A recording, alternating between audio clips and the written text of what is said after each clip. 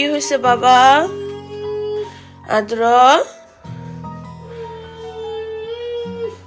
আদ্র আর good morning. কি করো তুমি? ওয়াটার দিয়ে খেলা করো, ওয়াটার দিয়ে খেলা করো। Good morning.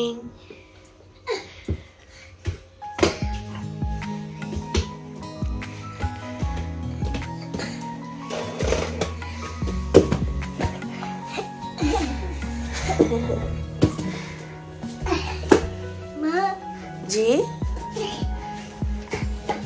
ওমা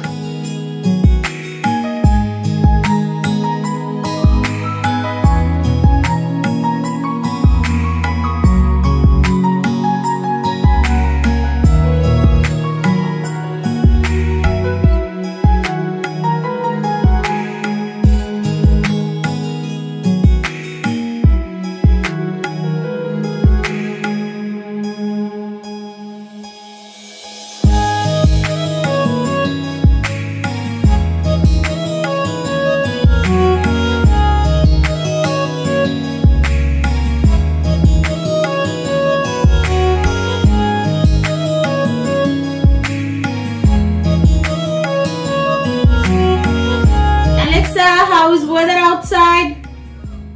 Right now in Warwick, it's 45 degrees Fahrenheit with mostly sunny skies.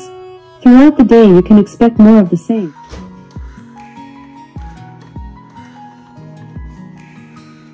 এই যে বাবা, ও বাবা তুমি আজকে স্কুলে যাও নাই কেন?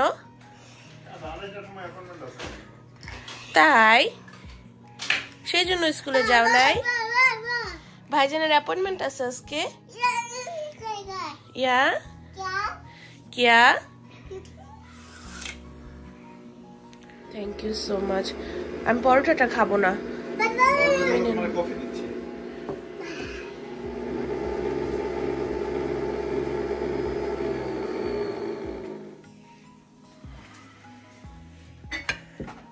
হাই এভরিওয়ান, আসসালামু আলাইকুম, welcome back to my channel. আশা করছি আপনারা সবাই অনেক অনেক ভালো আছেন। আলহামদুলিল্লাহ, আল্লাহ তাআলার অশেষ রহমতে আমরাও মোটামুটি ভালো আছি। সকালবেলা আমি যতক্ষণ ইচ্ছা ঘুমায় উঠি না কেন, যত সময় ধরে শুয়ে থাকি না কেন, রেস্ট নেই না কেন, আমার মনে হয় না প্রেগনেন্সির এই পুরো সময়টাতে একটা সকাল এমন হয় যে আমি খুব ফ্রেশ ভাবে উঠি আর উঠার পরে আমার টায়ার্ড লাগে না। এখন আমার চোখ দেখে মনে হইতেছে কেউ আমাকে জোর করে উঠাইছে, অথচ এখন বাজে হলো প্রায় 1টার মতো। আমি 11:30টার দিক দিয়ে উঠেছিলাম, তারপর শুয়েছিলাম যে না একটু দেরি করে উঠি যাতে করে শরীরটা সারাদিনের জন্য খারাপ না হয়। সকালবেলা উঠে আমার প্রথম কাজ হলো ডায়াবেটিক্স চেক করা, তারপরে ইনসুলিন নেওয়া। লাস্ট 2 প্রেগনেন্সিতে আমার ডায়াবেটিক্স নিয়ে কোনো সমস্যা না হলেও, ডায়াবেটিক্স না হলেও এই প্রেগনেন্সিতে ডায়াবেটিক্স কত প্রকার, কি ডায়াবেটিক্স হলে কি ধরনের কষ্ট হয় সবকিছু একদম হাড়ে হাড়ে টের পাচ্ছি। তুমি মাকে হেল্প করবে?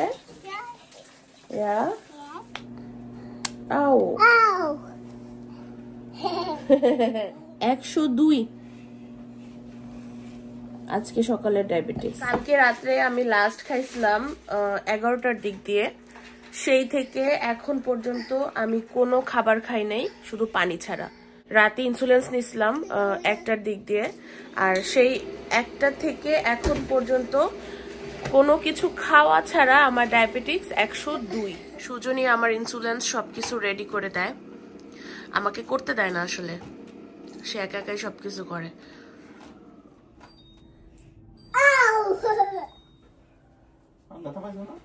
সকালে খালি পেটে ইনসুলিন নিতে হয়, ইনসুলিন নেওয়ার পরে আমি কিছু খাইতে পারি। তো আজকে সকালে ব্রেকফাস্ট আছে ডিম, আর তার সাথে সুজন দিছে পরোটা। বিসমিল্লাহ। কে খায় সিদ্ধ ডিম দিয়ে পরোটা? আমি।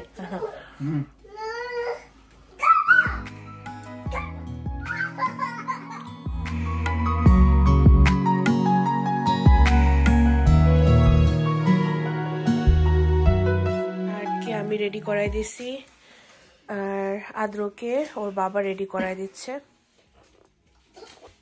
কফিটা নিয়ে এখন চলে যাব বাইরে। 32 সপ্তাহের পর থেকে তো ডক্টর 2 সপ্তাহ পর পর একবার চেক করে, যিনি গাইনোকোলজিস্ট উনি। আমার এইবার ডায়াবেটিক্স হওয়ার কারণে গাইনোকোলজিস্ট তো আছেই প্রেগন্যান্সির, তারপরে আমাকে মেডিসিন ডক্টর দেখে, যিনি হলো আমার খাবার দাবার চেক করে, ডায়েটিশিয়ান উনি দেখে, নিউট্রিশনিস্ট। তার উপরে গিয়ে সপ্তাহে 2 বার যাইতে হয় বেবির নন স্ট্রেস ডায়াবেটিক্স হইলে যে চেক আপটা করে, বেবি মনিটর করে 1 ঘন্টা করে, সেইটা করে। আমার মূলত এই প্রেগন্যান্সি ডায়াবেটিক্সটা ধরা পড়ছে যখন ঠিক 7 মাস শুরু হবে, তখন থেকে এই কয়টা সপ্তাহ ধরে কি যে দৌড়াদৌড়ি, প্রত্যেকটা বার অ্যাপয়েন্টমেন্টে যাইতে হয়। আমি তো অনেক অ্যাপয়েন্টমেন্ট, বিশেষ করে যে নিউট্রিশনিস্ট যিনি, ওনার সাথে শুধু প্রথম অ্যাপয়েন্টমেন্টটা ফেস টু ফেস হয়েছে, তারপরে সবকিছু হলো ভিডিও কলে। তারপরও প্রত্যেকটা সপ্তাহে এতগুলো অ্যাপয়েন্টমেন্ট অ্যাটেন্ড করা বা অ্যাপয়েন্টমেন্টে যাওয়া, স্পেশালি 2টা বাচ্চা নিয়ে, কি যে হ্যাসেল এটা বলে বোঝানো যায়। তুমি রেডি? Let's go. তোমার মুখটা মুছতে হবে। নো, তুমি এইভাবে যাবে? সবকিছুতেই নো।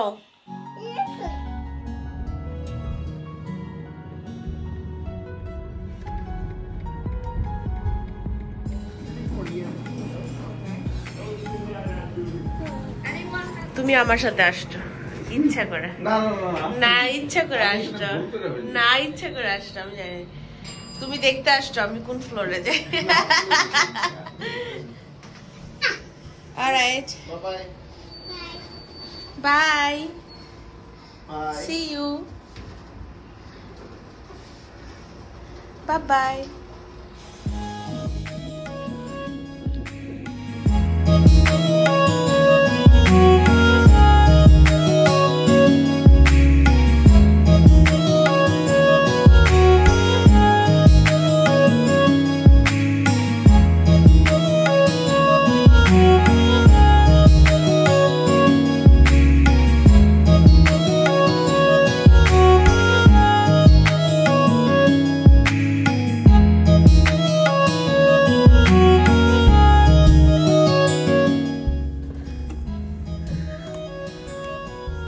আমার কাজ শেষ, আর নিচে আমার বাবার ডক্টর দেখানো শেষ। সুজন একটু আর্লি চেকিং করে ফেলছে, এখানে ভালো আছে আসলে, ওরা একটু আর্লি আসলেও দেখে দেয়, কোনো সমস্যা। আমার অ্যাপয়েন্টমেন্ট ছিল আজকে 5 তলায়, আর বাবার অ্যাপয়েন্টমেন্ট ছিল 1 তলায়। তো তারা 1 তলা থেকে অ্যাপয়েন্টমেন্ট শেষ করে এখন আসতেছে 5 তলায় আমাকে নিতে। হাই আর্দ, আর্দ, hi. Where is Bhaijan? Where is Bhaijan? I see the Bhaijan. তুমি ডক্টর দেখাইছো? ইয়া? তোমাকে কি বলছে ডক্টর? বেশি বেশি খাইতে বলছে? আর কি দুষ্টুমি করতে বলছে?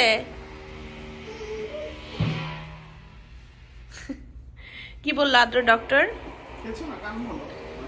মাশাআল্লাহ, আলহামদুলিল্লাহ। চলো, আমাদের বাসার কাজ চলতেছে, এত স্লোলি ভাবে চলতেছে, মনে হচ্ছে যে এই ডিসেম্বরে না, আর সামনে ডিসেম্বরে যায় কাজ শেষ হবে। এখন বাজে হলো 3:18। আমি লাস্ট 1টার দিকে খাইছিলাম, তো এখন গিয়ে আমি আবার সুগারটা মাপবো। এখন আসছে 93, এখন ভালো আসছে। কি এক অবস্থা, না খাইলে বেশি আসে, খাওয়া দাওয়া করলে কম আসে। এটা হলো আমার ডায়াবেটিক্সের চার্ট, এটা প্রত্যেকবার লিখে রাখতে হয়, খাওয়ার আগে কত আর খাওয়ার পরে কত। তো লাস্ট কয়েকদিন ধরে এই যে আমার চলতেছে এরকম উল্টা পাল্টা।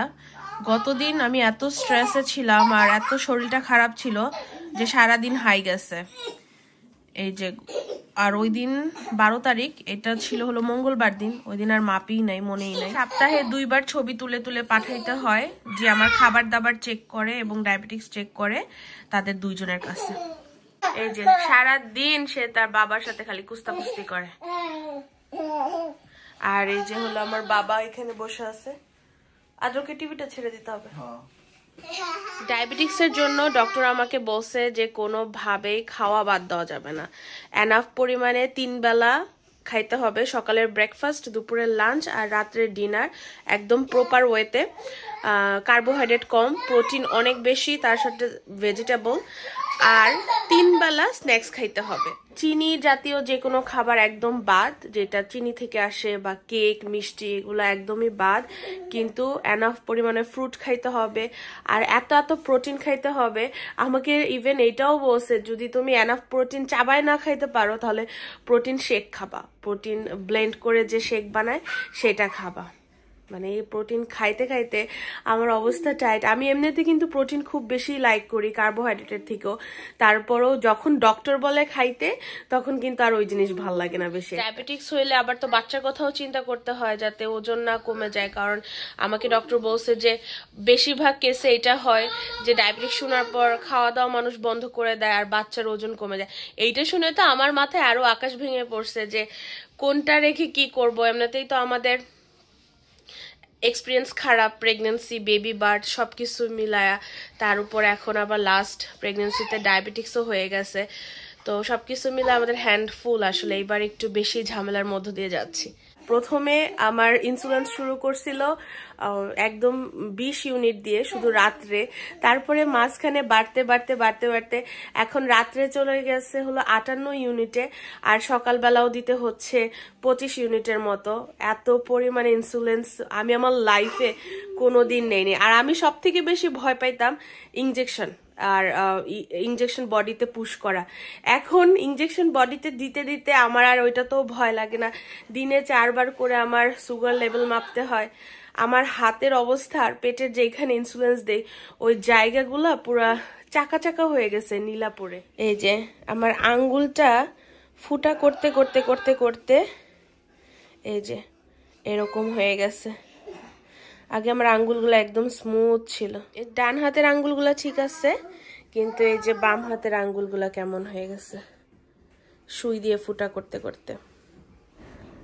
বিকালের দিকে একটু সময় পাই পাপাকে ঘুম পাড়িয়ে রেস্ট নেওয়ার, কিন্তু পাপাকে ঘুম পাড়িয়ে দিয়ে এসে বাবাকে একটু ঘুম পাড়ানোর চেষ্টা করা বা বাবার ডাইপার চেঞ্জ করে তাকে একটু আদর যত্ন করতে করতেই দেখা যায় বেশিরভাগ সময় পাপা উঠে যায়। ঘুম শেষ, বাবা চুল কাটাতে গেছে। তুমি ভাইজানের সাথে যে কোকোমেলন দেখো।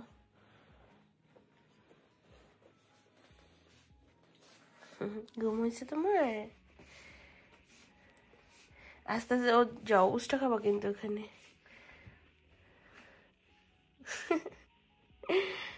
মাশাআল্লাহ, আমার বাবা আর আমার পাপা। ও দেখো ভাইজানও দেখতেছে তোমাকে, দেখছো? সকালের নাস্তা করার পর থেকে আমার বিকালে খাবার আগ পর্যন্ত অনেকটুকু সময় থাকে আমি না খেয়ে থাকি।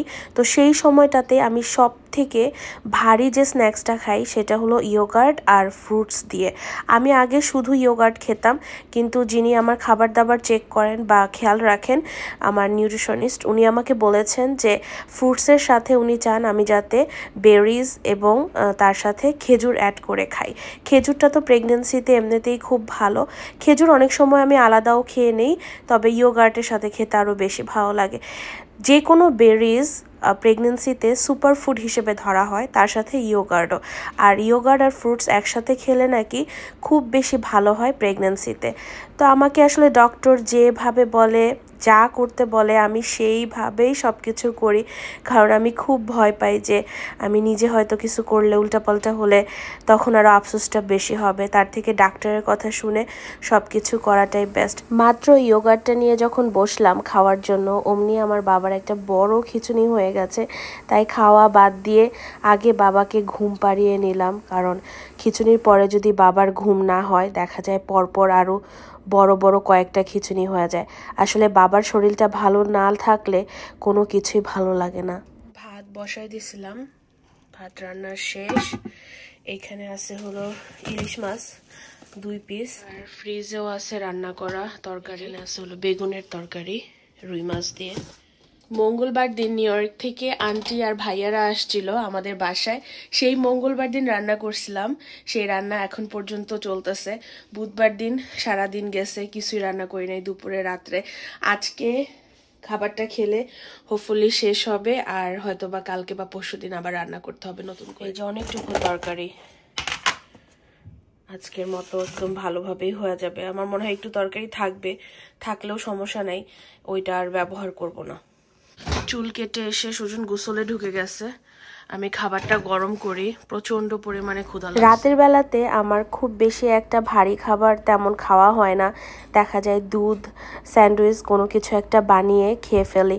কিন্তু আজকে অনেক দিন ধরে ইচ্ছা করতেছিল। আমাদের বাসার পাশেই অ্যারাবিক একটা রেস্টুরেন্ট আছে, যে রেস্টুরেন্টের নাম আল লেহাম। এইখানকার কাবাব আর নান, তার সাথে সসগুলা যে দেয় খুবই মজার, আর তার সাথে সালাদও দেয়।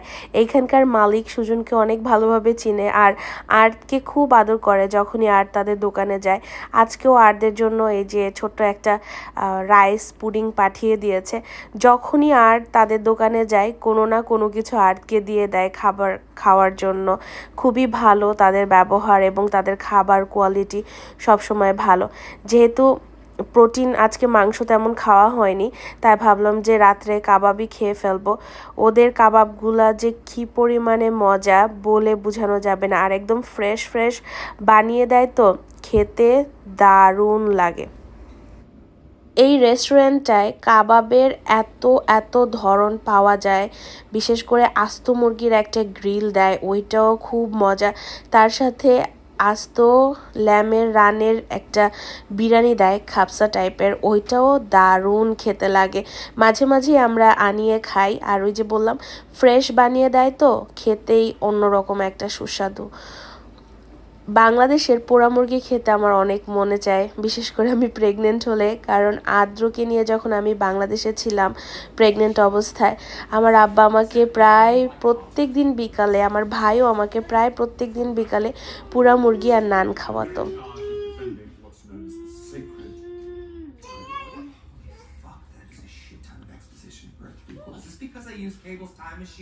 Brought a couple of people back to life, then I destroyed it. That was a long time ago. We're aware of your abuse of your time. You were so abusive of it. No, it has nothing. রাত্রে বাজে 1:20 মাত্র। আমি আর্টকে ঘুমাই গেছিল, art আমি ওকে দুধ দিলাম, ভাবলাম যে রাত্রে দুধটা দিয়ে দিই, না খেয়ে ঘুমাইছে। তাকে দুধ দেওয়ার সাথে সাথে বমি টমি করে এই যে সব কিছু নষ্ট করছে। এরপরে তার বাবা তারে গোসল করাই দিছে। এখন আমি পুরা বেডের সব কিছু চেঞ্জ করে দিছি, নতুন একটা চাদরও লাগাই দিছি, বালিশের কভার থেকে শুরু করে এগুলো আবার সব লন্ড্রি করতে হবে। আদ্র আজকে ঘুমাইতে চাচ্ছিল না, তারও ঘুম পাড়ায় দিছি। মানে একটার পর একটা কাজ হাজির হয়ে থাকে করার জন্য। এ অলমোস্ট ঘুমাই গেছিল। আর এই যে লিভিং রুমের অবস্থা, পুরা 12টা বাজে আছে, এগুলো সব গুছাইতে হবে। আমি এই টয় অর্গানাইজারটা আনছিলাম আর্টদের জন্য, বেশ ভালো সুন্দর, শুধু মাঝখানে বই রাখার খোপগুলো আছে, ওগুলো একটু ছোট ছোট, বড় বইগুলো আছে না, বাট এমনিতে সুন্দর, হেল্পফুল। এখন আমি গিয়া হলো এই পুরা লিভিং রুমটা গুছাবো। যাও আর্ট, বেড়ে যাও। রান্নাঘর থেকে শুরু করে লিভিং রুম সব একদম ডিপ ক্লিন করছি। আসলে ডেইলি ক্লিনিং আর 2 দিন পর পর ডিপ ক্লিন না করলে বাচ্চাদের ঘর একদম নোংরা হয়ে যায়। আমাদের ডাইপার স্টেশন, এখানে 2 দিন পর পর ডাইপারগুলো সব রিফিল করে রাখা লাগে। সকালবেলা উঠে সুজন যখন আদ্রকে স্কুলে দেয়, বা রাত্রেবেলা যদি আর্টদের ডাইপার চেঞ্জ করা দরকার হয়, যাতে সুজনের কষ্ট না হয়, বা ডাইপার আবার বাচ্চাদের কান্নাকাটি করা ওই রুমে না আনতে যাইতে হয়, সেজন্য আমি মেক শিওর করি সবসময় স্টেশনটা যাতে ফুল থাকে, আর একটু যাতে সুবিধা হয় সবকিছু সবার জন্য। এই যে স্টেশনটা, ঝুড়িটা পুরো ফুল করে রেখে দিলাম, 2 দিন আর ডাইপার নিয়ে কোনো টেনশন করা লাগবে না। একটা ডাইপার আমি এখানেই রেখে দিচ্ছি, সকালবেলা উঠে যখন আদ্রকে চেঞ্জ করাবে যাতে হাতের কাছেই পাওয়া যায়। এখন বাজে হলো 1:48। ইনসুলিনসটা ফ্রিজে রাখতে হয়।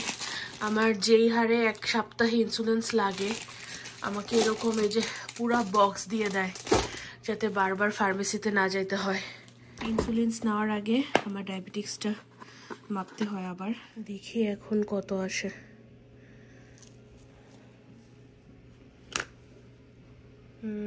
126। ওয়াও।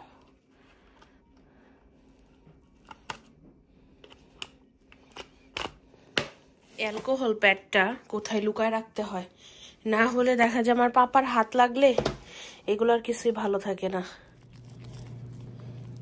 ইনসুলিনসটা প্রথমে অনেক ঝাঁকায় নিতে হয়, এটা নাকি জমাট বেঁধে থাকে। তারপরে এই যে সুইটা এটার মুখা খুলে লাগাইতে হয়। একটা সময় ছিল এইগুলা সম্পর্কে কিছুই জানতাম না, বুঝতাম না। এখন যখন নিজের হয়েছে তখন এগুলা সম্পর্কে জানি, বুঝি। তারপরে এই বড় ঢাকনাটা খুলতে হয়। আর আমার হলো 58 ইউনিট, সো এটা ঘুরাইতে ঘুরাইতে 58-এ দিতে হবে নাম্বারে। 52, এই যে 58 পর্যন্ত চলে গেছে। এখন মেইন যে সুইয়ের মুখটা সেটা খুলতে হবে। ওরে বাবারে, আমার এত ভয় লাগে এখনো, মাঝে মাঝে এত বিরক্ত লাগে, মনে হয় যে এই রাত্রের আর সকালের পার্টটা স্কিপ করতে পারলে অনেক ভালো হতো। ওষুধ খেতেই ভুলে গেছি, এখন ওষুধটা খায় নি। আমি ওষুধ সবসময় ইনসুলিনস দেওয়ার আগে খাই, কিন্তু এত মনে করি যে সব কাজ একদম ঠিকঠাক করব, তারপরও গরমিল হয়ে যায় একটা পর আরেকটা। আগের সময় যখন আমি মা হয়েছি, সত্যি কথা বলতে তখন আমার কোনো কষ্ট হলো সেটা আমার খুব মজা লাগতো, মনে হতো যে না এইটাই জীবনের আনন্দ। দ্বিতীয়বার যখন 8-এর সময় আমি মা হয়েছি তখনও আমার মনে হতো যে না ঠিক আছে, প্রেগনেন্ট হলে একটু কষ্ট হয়, এটা তো সবকিছু জেনে শুনে আমি প্রেগনেন্ট হয়েছি। তার উপরে আমাদের সবসময় একটা মেন্টাল স্ট্রেস থাকে বেবি হেলদি হওয়া নিয়ে, আর সবকিছু মিলায় আমার যেহেতু মিসক্যারেজও আছে, যে সবকিছু ঠিক আছে কিনা সারাক্ষণ একটা পেরেশানির মধ্যে আমাদের থাকতে হয়। আর 3 নাম্বার প্রেগনেন্সিতে আমি ভেবেছিলাম যে আরেকটু স্মুথ যাবে, কিন্তু আল্লাহ আমার জন্য বেস্টটাই রাখছে, ইনশাল্লাহ আমি আফসোস করি না। তারপরও একটু কষ্ট আমার আসলে হয়ে যাচ্ছে এই প্রেগনেন্সি। সব থেকে বেশি প্যারা দিচ্ছে এই ডায়াবেটিক্স। এই ডায়াবেটিক্সের জন্য আমাকে এখন এই যে সপ্তাহে 2 বার করে হসপিটালে যাইতে হইতেছে, 1 ঘন্টা করে ওখানে থাকতে হইতেছে। তো স্কেজুয়ালটা ম্যানেজ করা, বাচ্চাদের সাথে সুজনের সাথে আমার নিজের সবকিছু মিলা। তারপরে এখন তো আবার 32 সপ্তাহের পর থেকে ডক্টরের ভিজিট থাকে প্রত্যেক 2 সপ্তাহ পর পর। এক্স্যাক্টলি এখন আমি কত সপ্তাহ আমি বলতে পারবো না, প্রত্যেকবার আমি ভুলে যাই। ডক্টরের কাছে গেলে আবার জানতে পারবো। সারা দিন পরে কাজ শেষ করে যখন আমি বেডে যাই, আমার শরীরটা আমাকে বকা দেয় যে এত কাজ না করলেও হইতো, কিন্তু এত কাজ না করলেও যখনই করব তখনই আমাকেই করতে হবে, আর না হয় সুজনকেই করতে হবে। তাই আমি মনে করি কাজ একসাথে অনেক না জমায়া একটু একটু করে ডেইলির কাজ ডেইলি করা অনেক ভালো। বাচ্চারা সবাই ঘুমাই গেছে, এখন ঘরটার শান্তি। আমার আরেকটু কিছু কাজ বাকি আছে, ওগুলো আমি শেষ করব, তারপরে বেডে যাব। আর আমার রাতের ঘুম অনেক কম হয়, আমি দিনের বেলাতে একটু বেশি সময় ঘুমাই, 11টা-12টা পর্যন্ত ঘুমাই, সেই জন্য দেখা যায় রাতে কম ঘুমটা ওই সময়টাতে কাভার দিয়ে দিই। সবাই অনেক ভালো থাকবেন, ইনশাল্লাহ দেখা হবে অন্য আরেকটা দিন আমার লাইফের কোনো অংশ বিশেষ নিয়ে। আলহামদুলিল্লাহ ভালো আছি, সুস্থ আছি। সব থেকে যেটা আনন্দের বিষয় সেটা হলো আমার লম্বা সময়টা পাহাড়ি হয়ে গেছে, আল্লাহ নিয়ে নিয়েছে, আর জাস্ট অল্প কিছু সময় আছে। সেই সময়টুকু যাতে ভালোভাবে যায়, সুন্দরভাবে যায়, এবং আল্লাহ যাতে আমার এই জার্নিটাকে আরেকটু সহজ করে দেয়। ইনশাল্লাহ দেখা হবে অন্য আরেকটা দিন আমার লাইফের কোনো অংশ বিশেষ নিয়ে। ততদিন পর্যন্ত আল্লাহ হাফেজ, আসসালামু আলাইকুম।